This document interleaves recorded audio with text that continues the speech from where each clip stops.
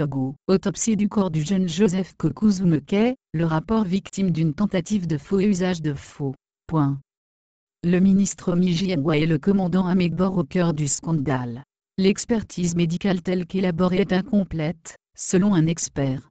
Le rapport de l'analyse médico-légale pratiquée sur la dépouille de l'élève Joseph Kokou-Zoumeke, tué le 18 octobre 2017, a été rendu public le 25 septembre dernier lors d'un point de presse organisé par Amnesty International et la famille de la victime. Il est clairement établi que le corps de l'enfant présente des lésions d'une mort violente par arme à feu. Soulagée par la manifestation de la vérité, la famille a procédé, samedi 29 septembre, à l'inhumation du corps. Mais il y a eu une tentative de faux et usage de faux, ainsi que des non-dits dans la conduite, et les résultats de cette autopsie. Tentative de manipulation de signature, la série de scandales se poursuit sous les tropiques, et les universitaires semblent au premier rang dans les trucages de tout genre. Cette fois, c'est le professeur Moustapha Mijiawa, ministre de la Santé et de la Protection sociale, et le professeur Kofi Amegbor, qui attirent l'attention dans un dossier de rapport médico-légal pour le compte d'Amnesty International Togo. Il s'agit de l'autopsie du corps de Joseph Kokou-Zoumeke, 13 ans, fauché le 18 octobre 2017, lors de la répression des manifestations de la coalition des 14, par les forces de sécurité et de défense.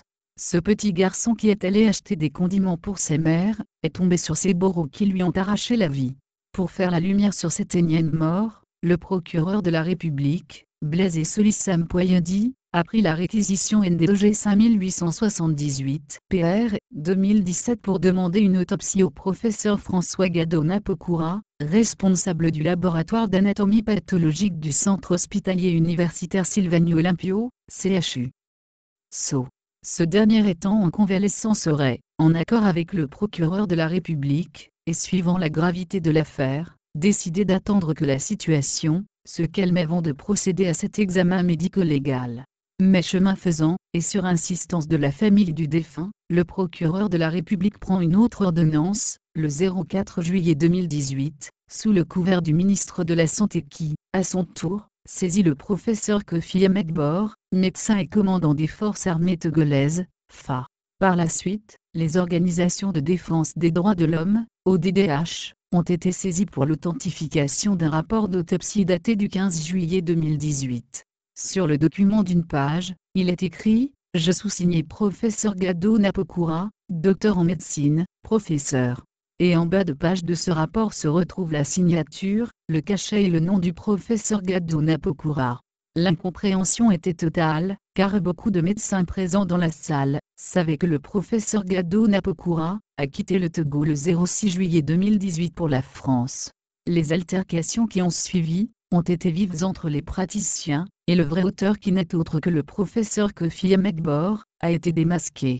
C'est ainsi que le professeur Gado-Napokura, qui a été victime d'usurpation et de falsification d'identité, aurait demandé expressément à Moustapha Mijiawa, qui détenait encore l'original du rapport, et au commandant Amegbor, de reprendre le rapport au nom de son auteur, et le tenir informé le plus tôt possible.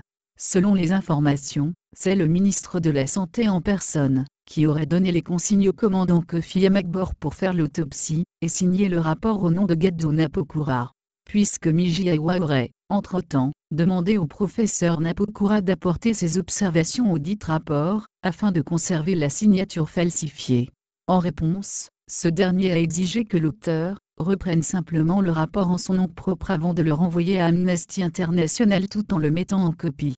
Le procureur Poyandi ayant été saisi, le CDT Amegbor finit par se plier en signant de sa propre main le rapport dont le contenu a été rendu public, le 25 septembre dernier. Attribuer la paternité d'un rapport médico-légal réalisé par soi-même à une autre personne, et utiliser ensuite ses signatures, cachets et noms est un cas de faux et usage de faux. Il n'y a pas d'autre vocable pour le dire, éclaire un avocat. Joint au téléphone dans la journée du vendredi 28 septembre, le commandant Amegbor a indiqué qu'il ne pouvait pas parler de cette affaire au téléphone, et qu'il était souhaitable de passer au bureau, le lundi 1er octobre. Tenant à avoir à tout prix sa version des faits, nous nous sommes rendus au rendez-vous aux dates et heures convenues. Mais à notre surprise, le commandant nous a fait savoir qu'il ne pouvait pas parler sans l'autorisation de sa direction. Depuis jeudi 27 septembre, toutes nos tentatives pour joindre le ministre de la Santé sont demeurées sans suite. Les messages à lui envoyer n'ont jamais reçu de réponse. Processus et rapport bizarre pour nombre d'observateurs, ce rapport d'autopsie n'est qu'un chiffon. Certes, en précisant que le corps de la victime présente des lésions d'une mort violente par arme à feu, il bat en brèche les allégations qu'il n'y a la mort d'un enfant par balle à BE accent grave Potard, le 18 octobre 2017. Mais à l'analyse, tout est flou tant dans la forme que dans le fond. Qui est habilité à demander un rapport d'autopsie en cas de meurtre? Seul le procureur de la République peut prendre une réquisition pour demander cette analyse médico-légale, afin de faire la lumière sur les réelles causes de décès de cet enfant. C'est d'ailleurs ce qu'il avait fait. Qui doit réaliser ce genre d'examen, lorsque les forces de sécurité sont accusées directement? Il apparaît donc suspect de faire réaliser ce travail par un médecin militaire comme Ahmed Bor. En plus, ce travail ne pouvait se faire sans la présence de la famille ou de leurs avocats et aussi des ODDH. Nous n'avons pas assisté à l'autopsie, alors que nous l'avions expressément demandé, a déploré d'ailleurs la famille lors de la conférence de presse. En outre, le rapport devrait être adressé directement, sous pli fermé au procureur de la République pour le faire connaître à qui de droit. Il n'appartient nullement à un quelconque ministre de le faire, comme c'est le cas avec Mijiawa. Quel est le contenu d'île d'autopsie?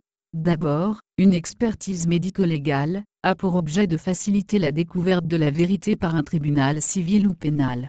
Mais celle réalisée par le professeur Kofi Amagbor est loin d'être bien fait.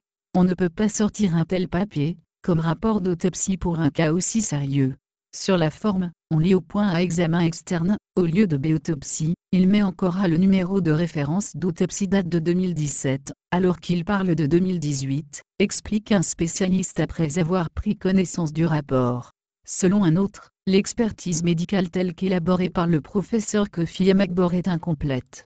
Le rapport ne dit rien sur les orifices d'entrée de la balle, le nombre, les dimensions, les contours. De même, il est muet sur les orifices de sortie de balle. Il s'agit des manquements graves dans les meurtres par balle.